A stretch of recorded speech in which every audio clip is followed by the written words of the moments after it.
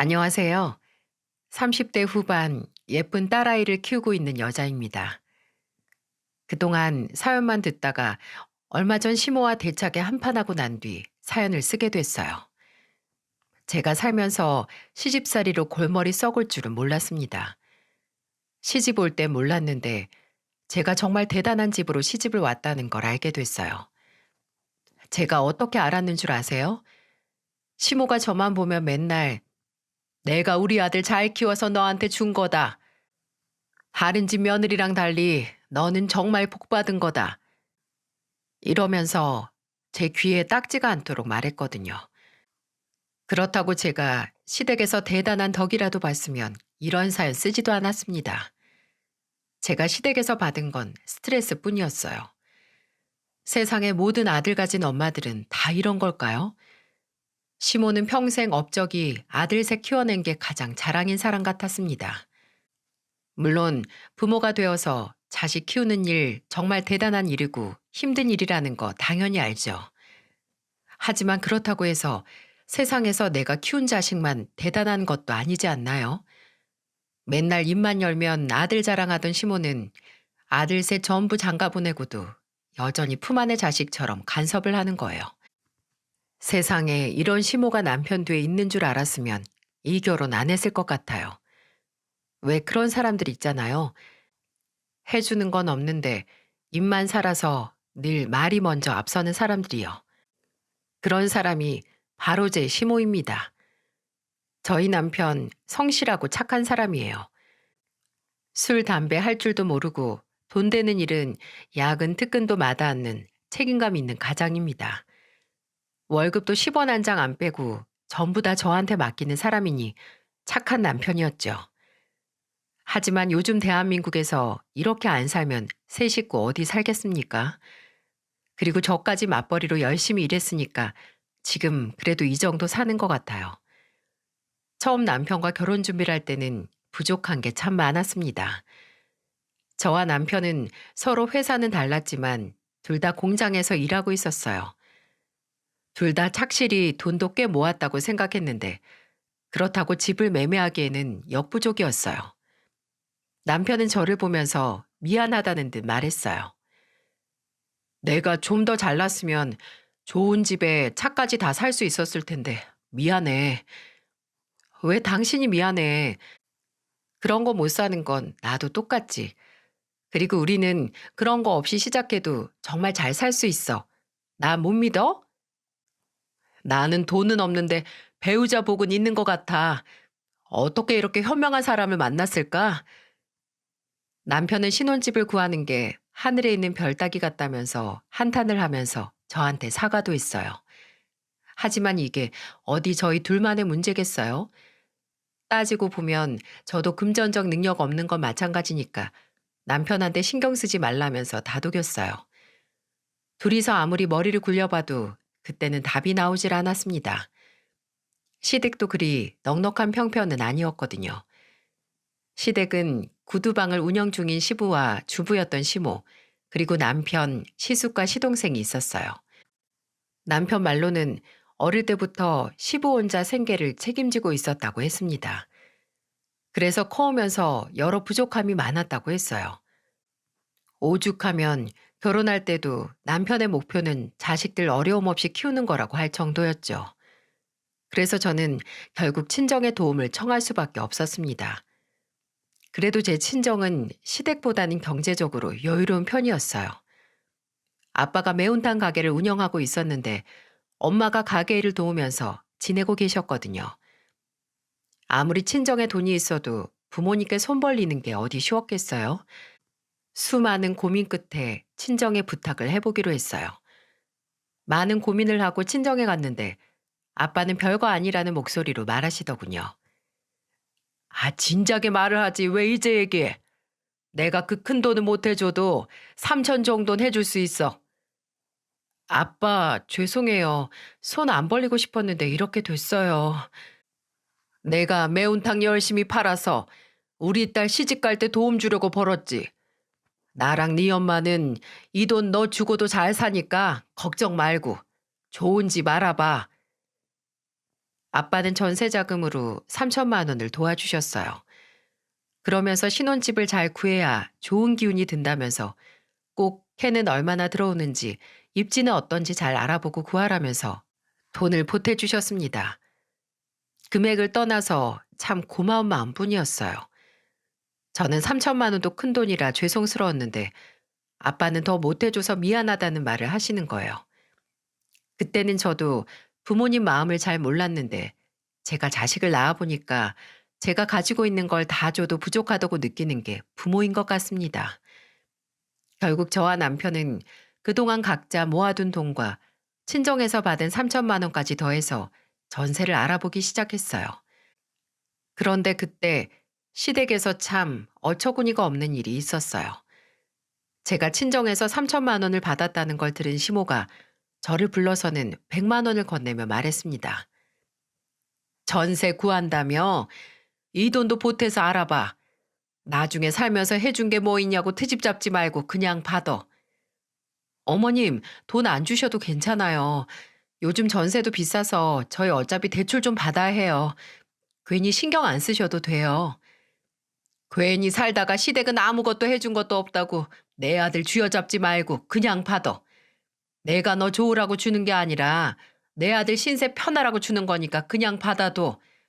그리고 나중에 해준 게 뭐 있냐 그런 딴소리나 하지 말고. 세상에 전셋집 알아보는 아들 부부한테 100만 원 주면서 할 소리입니까? 금액을 떠나서 저는 그때 시모의 말도 이해가 안 갔어요. 나중에 트집 잡을까 봐 도와준다뇨? 괜찮다고 해도 하도 가져가라고 하는 통에 결국 저는 그 돈을 받고 말았어요. 근데 이 돈이 저한테는 쥐약인지도 모르고 받게 된 돈이었습니다. 대체 저를 뭐라고 생각했길래 저런 말을 하나 그때는 혼란스러웠어요.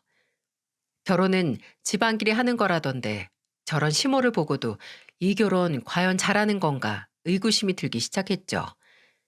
제 이야기를 들은 친구들도 시모 등살이 장난 아닌 것 같다면서 혀를 내둘렀어요. 이렇게 생각이 복잡해진 와중에 제 생각을 바로 잡아준 분이 시부였습니다. 시부는 제게 전화해서 조심스러운 목소리로 말했어요. 내가 며느리 얻으면서 해줄 수 있는 게 없어서 미안하구나.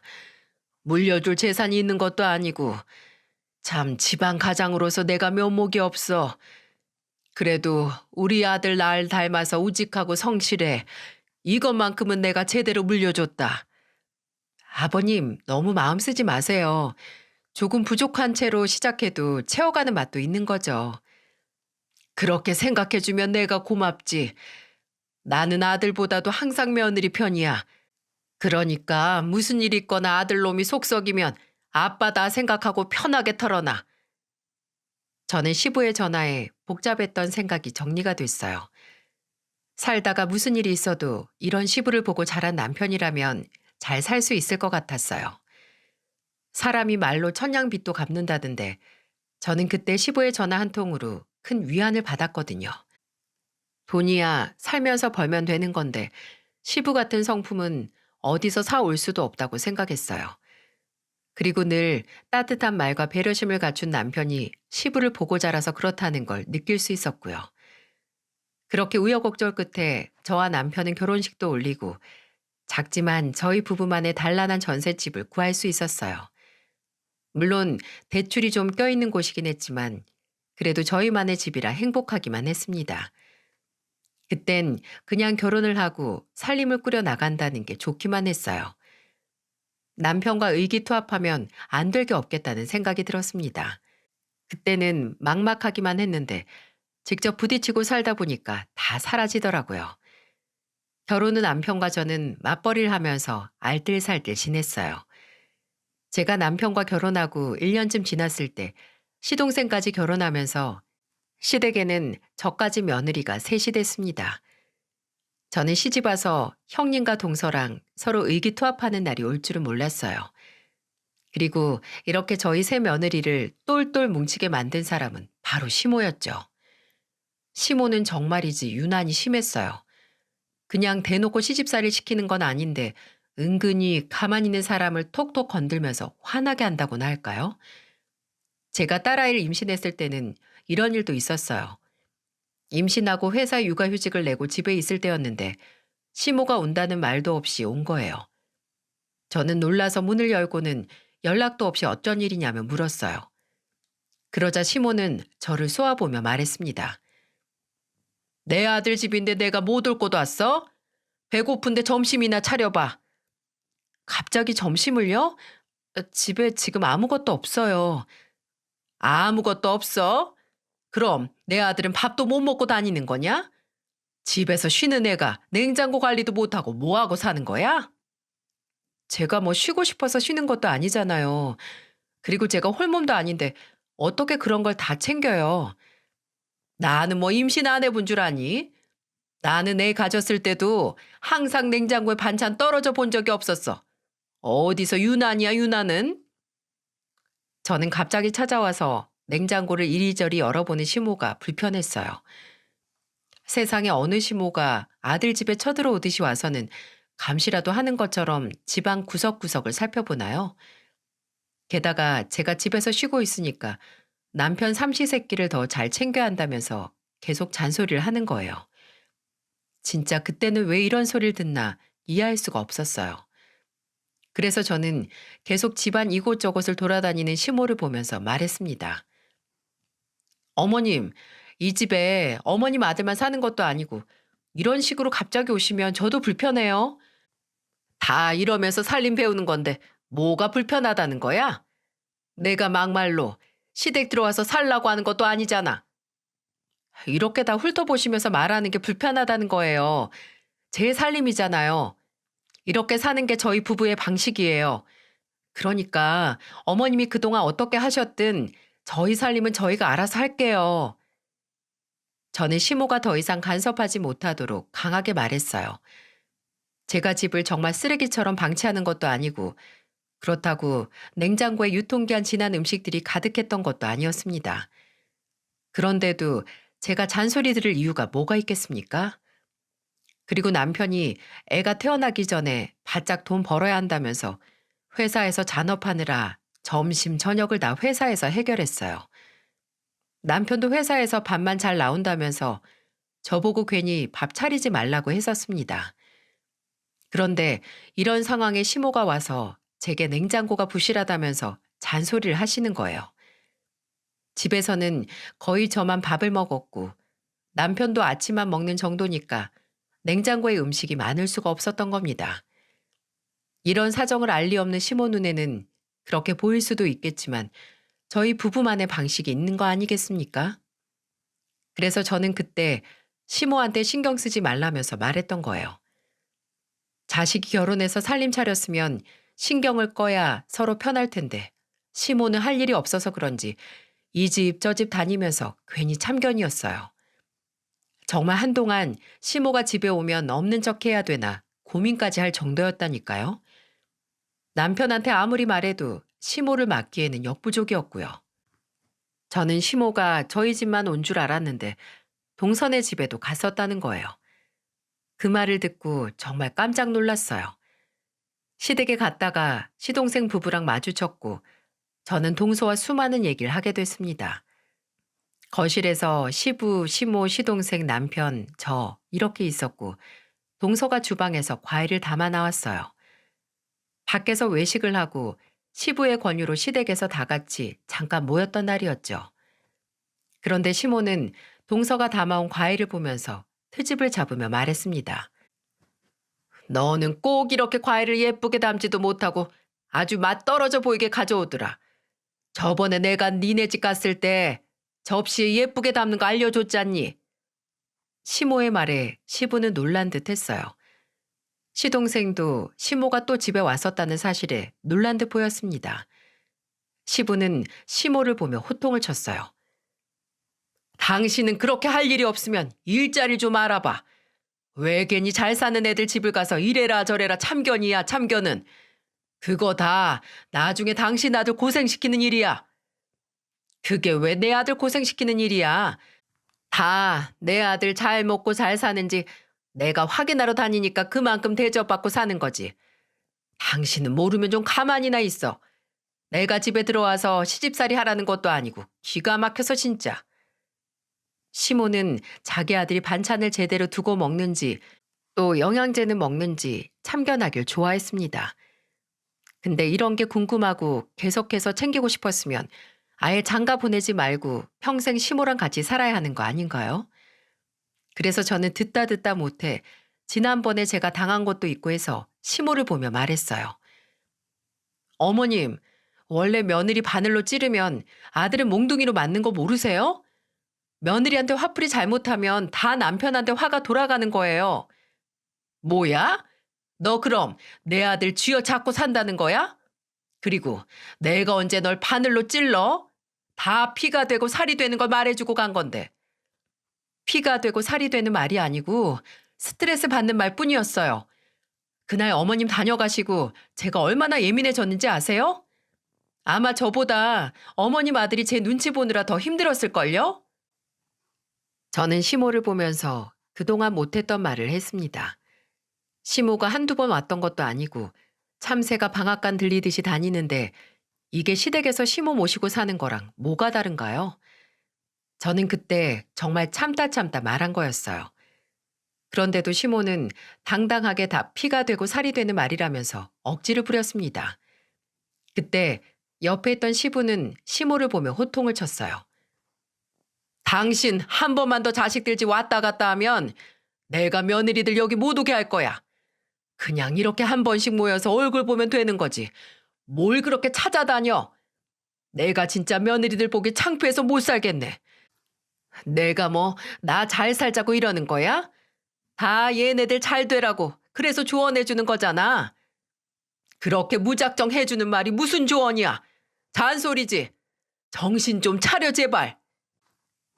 시부는 시모의 행동에 질린다는 듯이 말했어요. 알고 보니까 형님은 그동안 시모한테 당한 게 많아서 시댁도 잘 안 오고 있는 상태였습니다. 어쩐지 시댁에 오면 동서는 자주 보는데 형님은 잘 안 오길래 저는 형님이 바쁜가 했어요. 제가 이 정도로 당했는데 맏며느리였던 형님은 얼마나 시달렸을지 감도 안 오네요. 그래도 시부가 대화는 통하는 편이라 시모를 조금은 제지할 수 있었어요. 아마 형님과 겪었던 일이 있으니 더 시부가 시모를 단속하려는 것 같았습니다. 저는 그날 시댁을 나와서 시동생 부부와 저희 집으로 갔어요. 그동안 있던 일을 서로 터놓고 얘기하게 됐죠. 시동생과 남편이 자리를 피해줘서 동서와 둘이 이야기를 할 수 있었어요. 저는 동서가 그동안 시모와 있었던 일을 털어놓는 걸 듣고 정말 깜짝 놀랐습니다. 동서는 화가 잔뜩 난 목소리로 말했어요. 저번에는 베란다에 있는 빨래 보면서 흰 옷은 삶아서 손빨래를 하라는 거예요. 근데 요즘 세제가 얼마나 잘 나오는데 그걸 다 삶아요. 그때 정말 환장하는 줄 알았어요. 제가 괜찮다고 했는데 그 다음에는 정말 어디서 옷 삶을 냄비를 챙겨 오셨더라고요. 뭐야? 그럼 그걸 다 삶았어? 막무가내로 오셔서 그걸 다 삶겠다는데 흰 옷들 안 삶으면 집에 안 갈 기세였다니까요. 동서는 그날 시모가 가져온 냄비에 옷을 삶고 손빨래를 하느라 허리 아파서 이틀을 알아누웠다더군요. 아마 제가 임신 안 했으면 똑같은 일을 당했을 것 같았어요. 동서는 그날 이후로 시모가 오면 집에 없는 척 몇 번 했더니 안 온다는 말을 듣고 웃음이 터졌습니다. 시모가 말도 잘 안 통하고 답답한 사람이다 싶긴 했는데 정말 입이 벌어질 만한 사건에 놀랐어요. 그날 동서랑 서로 답답했던 일을 털어놓으면서 잠시나마 훌훌 털어낼 수 있었어요. 이건 정말 아들을 위한 행동이 아니라 그냥 시모가 심심해서 일을 벌리는 것 같았죠. 제가 왜 이런 생각을 했냐면 한 번은 시모가 형님과 저 동서를 시댁으로 따로 불러 모았어요. 저는 가야 되나 말아야 되나 고민하다 또 집으로 올까봐 그냥 가기로 했습니다. 그런데 시댁을 가보니 시모는 아예 작정하고 며느리를 다 불러 모은 거였어요. 시모는 주방에서 손칼국수를 만들겠다고 홍두깨까지 준비해서 기다리고 있는 거예요. 밀가루 반죽도 3덩이나 있었고 그걸 보자 정말 눈앞이 아찔했습니다. 시댁은 임대 아파트였는데 집도 좁은 편이었어요.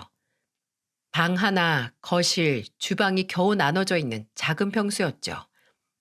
그러니 주방이 얼마나 좁았겠습니까? 거기서 다 같이 모여서 손칼국수를 하자는데 서 있기만 해도 숨이 탁 막혔어요. 그때 시모가 며느리들을 보며 말했어요. 뭘 그렇게 서 있어? 얼른들 자리 잡고 앉아서 반죽 밀어야지. 지금부터 해야 저녁에 다 모여서 손칼국수를 먹지. 사전에 말도 없이 이런 걸 준비하는 시모라니 참 대단하다 싶었습니다. 형님은 시모를 보며 한숨을 쉬며 말했어요. 어머님, 이런 건 미리 말을 해주셔야죠. 저 유치원에서 애도 데려와야 하는데 이걸 지금 어떻게 해요? 이거 뭐 얼마나 걸린다고. 손이 4명씩이나 있는데 왜 못해? 저 지난번에도 말씀드렸는데 못해요. 그리고 오늘 남편도 야근 있는 날이라서 집 못 비웁니다. 애초에 저녁에 다 같이 먹을 수가 없는데 왜 그러세요? 네가 안 해주니까 내가 하는 거잖아. 내가 아들새 키우면서 손칼국수를 얼마나 많이 해줬는데 걔들이 다 없어서 못 먹었어. 그건 옛날이고요. 면 요리 싫어해서 라면도 안 먹는 사람인데 어머님 제발 그만 좀 하세요. 형님은 정말 지긋지긋하다는 얼굴로 시댁을 나갔어요. 저랑 동서는 어찌해야 하나 싶었는데 마침 점심 먹으러 집에 들어온 시부 덕에 손칼국수 만들 위기는 모면했습니다. 시부는 며느리들 불러놓고 또 뭐하냐며 호통을 치셨고 시모는 억울하다는 듯이 말했어요. 당신이 아들 집 못 가게 하니까 내가 다 불러 모은 거잖아. 내가 가지 말란다고 며느리들을 불러 모아? 제발 그냥 애들끼리 살게 두라니까. 괜한 짓 하지 말고 밀가루 뜯어서 수제비나 만들어. 내 참 속 터져서 못 살겠네. 저와 동서는 시부 덕에 시댁에서 아무것도 안 할 수 있었어요. 시부는 시모한테 그만 좀 하라고 호통을 치다가도 저와 동서는 어서 가보라며 대신 사과를 하셨습니다. 참 시댁만 가면 별 생각이 다 들어요. 시부도 시모 행동에 스트레스를 많이 받는 것 같았거든요. 그래도 시부가 며느리들 편에 서주니 훨씬 편하긴 했어요. 애초에 시모를 막을 수 있는 사람은 시부뿐이었던 것 같네요. 그렇게 하루하루 시모와 전쟁 같은 날들을 보내고 있었습니다. 그 와중에 건강한 딸을 낳고 키우게 됐어요. 처음 해보는 육아가 힘들기도 하고 보람차기도 하고 정신없는 날들이었죠. 제가 애를 낳고 키우는 동안에도 시모는 육아에도 정말 참견을 많이 했습니다. 참 말로는 못할 게 없는 분이세요. 그런데 늘 말만 너무 앞서서 문제였지만요. 한 번은 주말이라서 시부와 시모가 집에 놀러 온 적이 있었어요. 시부가 손녀를 너무 예뻐해서 항상 작은 선물을 주시거나 장난감도 많이 챙겨주셨습니다. 그래서 저는 시모가 조금 불편해도 가끔 집으로 초대해서 다 같이 밥도 먹곤 했어요. 딸아이가 3살쯤 됐을 때였는데 시부를 정말 잘 따랐습니다. 그래서 그날도 어김없이 다 같이 모여서 밥도 먹고 쉬고 있었죠. 그러다가 주방 뒷정리를 하는데 남편이 대뜸 오더니 쓰레기가 많다고 조금만 버리고 오겠다고 하더군요. 마침 가게 가려던 남편이 일반 쓰레기 봉투를 하나 들고는 가는 길에 버리겠다면서 들고 현관으로 갔어요. 그런데 그 모습을 시모가 본 거예요. 대체 뭐가 문제인지 모르겠는데 시모는 남편이 쓰레기 봉투를 들고 있는 게 싫었던 거죠. 그래서 쓰레기 봉투를 들고 나가려는 남편을 불러 세우고는 남편 손에 있던 쓰레기 봉투를 뺏어 들고는 저한테 달려오셨어요. 그리고는 저를 다그치듯 말하셨고요. 네가 뭔데 내 아들 손에 쓰레기 봉투를 들려서 내보내? 남자가 이런 거 들고 엘리베이터 타는 게 제일 후져 보이는 거 알아 몰라? 너는 네 남편이 밖에서 무시당하고 후져 보였으면 좋겠니? 어머님, 무슨 쓰레기 봉투 하나 드는 걸로 사람이 후져 보여요. 그리고 집에 쓰레기 쌓아두는 것보다 낫지 왜 그러세요? 당장 앉을 자리도 없이 꽉 찬 것도 아니고. 너 나 보라고 이렇게 시키는 거지? 괜히 나 복장 터지는 걸 보고 싶어서. 제가 시킨 것도 아니고 나가는 길에 자기가 버리겠다고 가져간 거예요. 그리고 같이 사는 집에서 서로 버릴 수도 있는 거죠. 저는 평생 이렇게 살 거예요. 정 싫으시면 어머님 아들 데려가셔서 사시는 게 속 편하시겠네요. 제가 시모를 보면서 남편 데려가서 살으라는 듯이 말하자 시모는 갑자기 바닥에 쓰레기 봉투를 내팽겨치는 겁니다. 저는 지금도 쓰레기를 내팽겨칠 만큼 잘못된 일인지 이해가 안 가네요. 시모가 바닥에 던진 쓰레기 봉투는 무참히 터졌고 한순간에 거실 곳곳이 쓰레기로 난리가 났어요.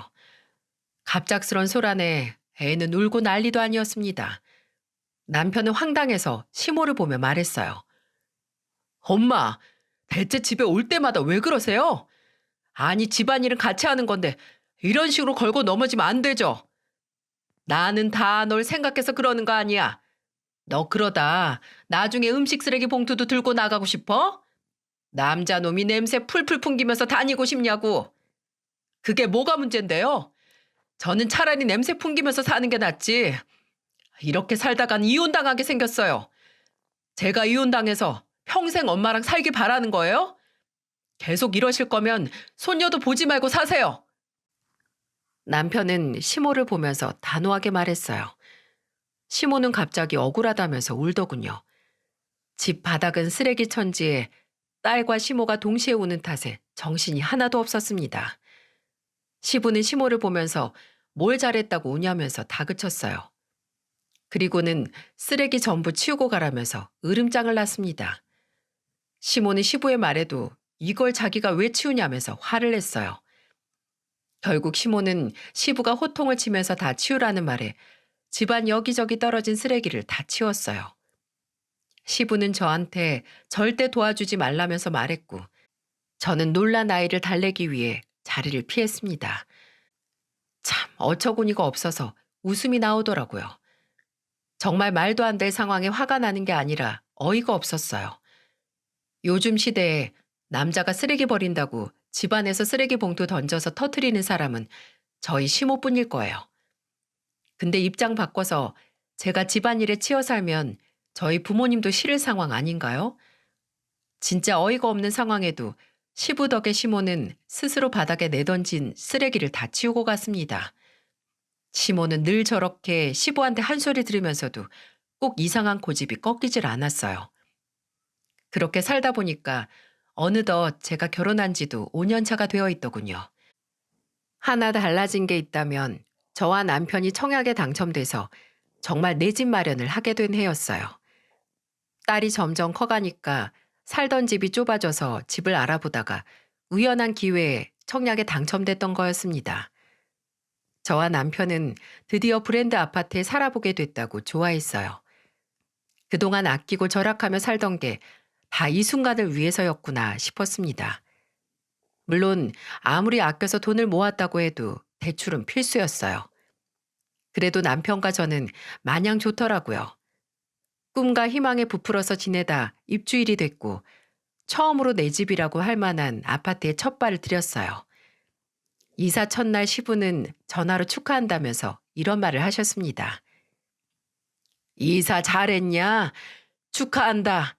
둘이서 이렇게 잘 사는 모습 보니까 내가 다 뿌듯하다. 아직은 대출이 더 많아요. 부지런히 벌어서 갚아야죠. 그게 어디야? 다 그렇게 사는 거야. 빚 없는 집이 어디 있겠어? 대견하다 우리 며느리. 어른들 도움 없이 이만큼 잘 사는 걸 보니까 내가 다 고맙다. 아버님이 진심으로 응원해 주시니까 이렇게 사는 거예요. 다음에 집들이 할 테니까 꼭 놀러 오세요. 저는 시부와 짧은 통화를 하며 초대하겠다는 말을 했습니다. 남편과 저는 이사 첫날 이것저것 정리하느라 바빴어요. 그래서 시모한테 전화가 온지도 모르고 짐 정리 한참이었습니다. 내 집이라고 생각하니까 밥을 안 먹어도 배부른 것 같았어요. 그런데 기쁨도 잠시 앞으로 제가 겪게 될 전쟁 같은 앞날이 저를 기다리고 있었습니다. 어느 정도 정리가 끝나고 며칠 뒤에 있던 일이었어요. 그날은 제가 일이 있어서 휴가를 내고 쉬는 날이었습니다. 남편은 출근하고 딸은 어린이집에 갔을 때였는데 시모한테 전화가 온 거예요. 그리고는 다짜고짜 오늘 저 쉬는 거 다 안다면서 직구경을 오겠다고 통보를 하고 전화를 끊어버리더군요. 진짜 그 전화 한 통이 태풍이 몰려오는 기분이었어요. 그렇게 잠시 뒤 집에 시모가 찾아왔습니다. 시모는 집에 들어오더니 거실에 앉아서 이런 말을 했어요. 내가 너 시집 올 때 100만 원 해준 거 알지? 너 이 정도로 살교된 거 다 내 덕도 일부 있는 거야. 100만 원 필요하세요? 누가 100만 원 필요하대? 하여튼 말귀를 못 알아먹는다니까. 이 집에 내 지분도 있다는 소리지. 그게 무슨 말도 안 되는 소리예요. 그리고 이 집에 어머님 지분을 왜 찾으세요? 저는 너무 황당해서 시모를 보며 말했어요. 100만 원 해주고 집에 지분 찾던 시모는 저랑 대화를 하다가 집안을 보겠다면서 안방으로 갔습니다. 대체 무슨 꿍꿍인가 걱정이었는데 시모는 안방으로 가더니 갑자기 안방 바닥에 대자로 뻗어 누웠습니다. 그리고는 너무 당당한 목소리와 얼굴로 저를 보며 말했어요. 나는 이 방이 좋겠다. 아, 그래도 시부모가 안방에서 지내는 게 너희도 마음 편할 거 아니야. 아, 안방에서 지내다뇨? 그게 무슨 말씀이세요? 시부모는 임대 아파트에 사는데 너희들만 이런 집에 사는 게 말이 된다고 생각하니? 누가 봐도 그림이 이상하잖아. 그리고 내가 100만 원 보탰던 은혜를 잊으면 안 되지. 그냥 100만 원이 아까우면 100만 원을 내놓으라고 하세요. 여기서 어떻게 다 같이 지내요? 방도 3개씩이나 되고 거실이 저렇게 넓은데 왜 못 지내? 안방은 내가 쓰고 너랑 네 남편 중간방 쓰면 되지. 그리고 애는 저쪽에 작은 방 주면 딱이네. 저는 너무 황당해서 입이 다물어지지 않았어요. 세상에 이렇게 뻔뻔할 수가 있나요? 저는 시집 와서 한 번도 시댁에 손 벌린 적 없었어요. 아무리 어려워도 그냥 우리끼리 어떻게든 해결했지. 양가 어른들한테 쉽게 손 벌리는 건 아니라고 생각하며 살았습니다. 그런데 시모는 이제 와서 방을 하나 내놓으라니 이게 말이 되나요? 너무 말도 안 되는 상황에 저도 이판사판이었어요. 그래서 저는 시모를 보면서 소리치며 말했어요. 어머님, 저 정말 좋은 말로 할 때 이 집에서 나가주세요. 뭐가 그렇게 싫은데? 진짜 억울한 건 나야. 아들 잘 길러서 키워놨더니만 내가 이 정도 덕도 못 보니? 정 싫으면 내가 아들 키우느라 고생한 돈 1억쯤 주던지. 뭐라고요? 1억이요? 내가 100만 원 준 거 잊었어? 그 돈에 이자 쳐서 주면 내가 아들 키운 돈 받는 거지. 무슨 이자를 1000%나 받아요? 어머님 지금 저랑 장난하세요? 그냥 좀 나가세요. 뭐야? 이런 삐리리 같은 걸 봤나? 내가 너 같은 삐리리 며느리라고 아주 웃긴다 너. 저는 그때부터 시모를 끌어내려고 안간힘을 썼어요. 그런데 정말 작정하고 놓은 시모는 꼼짝도 안 하더라고요. 게다가 시모는 절대 나갈 생각이 없다는 듯이 누워서는 쉴 새 없이 욕을 했어요. 살면서 그렇게 쌍욕을 많이 들은 건 그날이 처음이었습니다. 막무가내로 때를 쓰는 시모 때문에 얼굴까지 새빨개지도록 시모를 끌어내려고 애썼어요. 나가라고 소리 지르면서 시모를 끌어내는 저를 보면서 시모는 낙을 쓰며 말했습니다. 나도 이 집에 지분이 있다니까. 1억 내놓으라고 1억. 꼼짝도 안 하는 시모를 보면서 이 사태를 정리할 수 있는 한 사람이 떠올랐어요. 바로 시부였죠. 저는 바로 시부한테 영상통화를 걸어서 안방에 대자로 누워있는 시모를 보여드렸어요. 영상통화를 받은 시부는 경악을 하시더라고요. 항상 영상통화는 손녀 볼 때만 하던 시부는 안방에 대자로 놓은 시모를 보자 무슨 일이냐면서 소리를 쳤어요. 저는 놀란 시부를 보며 말했습니다. 아버님, 지금 어머님이 저희 집 안방 내놓으라고 버티고 시위하세요. 아버님이 좀 말려보세요. 이 여편네야, 정신 나갔어? 거기서 뭐 하는 거야? 내가 진짜 당신 때문에 4명에 못 살겠어. 집에서 당장 나와. 당신 제발로 안 나오면 내가 끌어내려 갈 거야. 시보는 시모의 모습에 소리를 질렀어요. 그런데도 시모는 꼼짝도 안 했습니다. 정말 안방을 내놔야만 시모가 나갈 것 같았습니다. 진짜 그때는 뭐 이런 사람이 다 있나 싶었어요. 아버님이 호통을 치는데도 눈 하나 꿈쩍 안 하더군요. 그대로 2시간이 흐르는데도 누워서 입만 열면 1억 내놔라. 이 집에 내 지분도 있다. 계속 이렇게 말도 안 되는 소리를 되풀이하는 거예요. 그러자 한참 뒤 시부가 시모 갔냐면서 전화를 했어요. 저는 진이 다 빠져서 시부 전화에 대고 이렇게 말했습니다. 아직도 안 가셨어요. 정말 나갈 생각이 없는 것 같은데 너무 답답해서 저 정말 경찰 부르고 싶어요. 내가 정말 미안하다. 지금 내가 가마. 조금만 참아라. 미안하다, 아가. 저 그때 시부 아니었으면 진짜 경찰 불러서 시모를 끌어냈을 거예요. 세상에 어떤 시부모가 안방 차지하고 안방 내놓으라고 하겠어요? 결국 시보가 구두방 문 닫고 저희 집까지 달려왔습니다. 그때 시모는 안방에서 코까지 골면서 자고 있더라고요. 저도 너무 지쳐서 시모를 끌어내지도 못했고 멍하니 앉아서 이 말도 안 되는 상황을 지켜만 봤어요. 시부는 저희 집 안방에서 누워있는 시모를 보고는 흔들어 깨웠어요. 그리고는 안방에 누워있는 시모를 보고는 소리쳤어요. 이 여편 내가 진짜 치매가 왔나? 정신 나갔어? 대체 왜 이러는 거야? 약을 잘못 먹었나? 진짜 창피해서 못 살겠다. 당장 안 일어나? 당신 왔어? 우리 여기서 살자. 여기 방 넓고 좋다. 미쳐도 단단히 미쳤네 아주.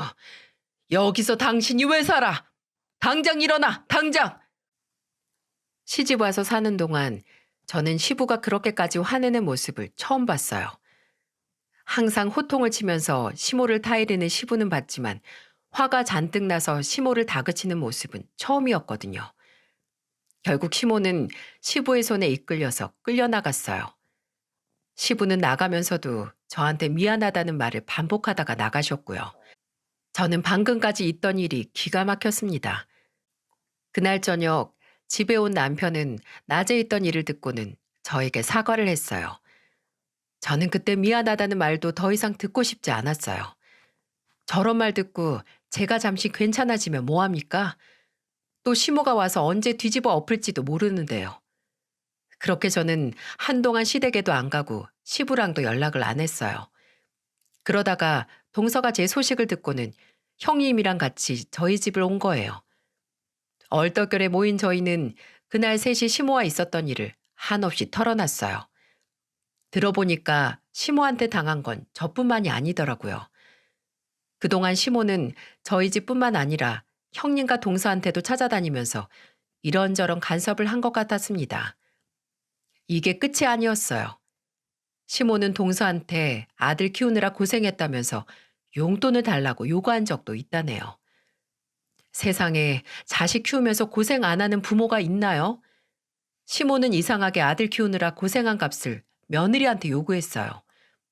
듣다 너무 억울해진 저희 셋은 시댁으로 가기로 결심했습니다. 이대로 살다가는 시모가 더 심한 것도 요구할 것 같았거든요. 동서한테는 용돈을 요구했는데 저한테는 1억을 달라고 한 걸 보면 나중에는 정말 집이라도 내놓으라고 하늘 뿐이셨어요.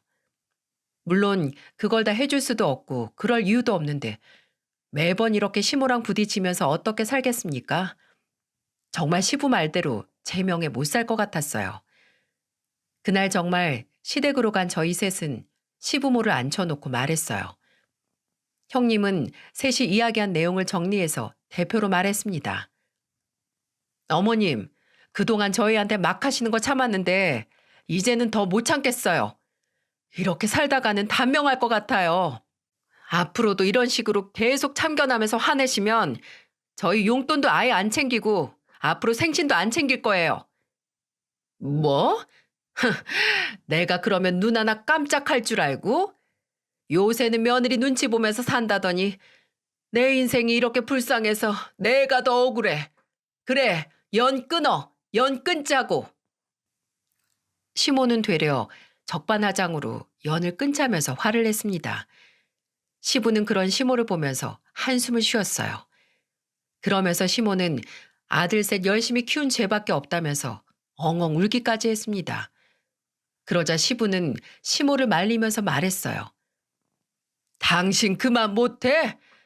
내가 진짜 당신 때문에 창피해서 못 산다. 못 살아. 그리고 이거 지금 아들 위하는 거 아니야.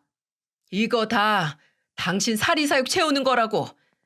며느리 잡으면 나들 고생하는 거 몰라서 이래. 그럼 나 대신 당신이 말하던지. 자식들 잘 키워서 장가 보냈으면 이제 며느리 덕 좀 봐야 될 거 아니야. 뭐야? 아직도 정신을 못 차렸어. 당신 지금 당장 결판 지어. 시부는 끝까지 며느리 덕 봐야 된다면서 발악을 하는 시모를 보고 호통치며 말했습니다. 그리고는 중요한 결심이라도 한 듯 시모를 붙들고 세 가지를 읊었어요. 시부가 시모한테 고르라고 말한 선택지는 세 가지였어요. 첫 번째, 구두방 정리하고 시부 고향으로 귀농해서 농사 짓는다. 두 번째, 지금 당장 시부와 이혼한다. 세 번째, 며느리들한테 사과하고 앞으로 시집살이 안 하고 잘 지낸다. 시부는 이렇게 세 가지 사항을 말하면서 하나만 무조건 고르라면서 시모를 보챘어요. 그러면서 시부는 이렇게 말씀하시더군요. 지금 여기서 며느리들한테 사과하든지 나랑 이혼하고 각자 살든지 아니면 아들을 못 보는 저 시골 내려가서 귀농하든지 대기래 당장. 당신까지 왜 이래 정말. 이 집에서 쫓겨나서 길바닥에서 고민할 거 아니면 지금 골라. 얼른 고르지 못해? 시모는 시부의 말에 놀라서 고민을 하더니 하는 수 없이 3번을 골랐습니다. 시모는 성격상 귀농해서 농사 짓고 살 수 있는 사람도 아니었고 가진 게 하나도 없던 시모가 이혼도 할 만한 입장이 아니었거든요. 게다가 이혼한다고 해서 시모가 할 수 있는 일이 있는 것도 아니었고요.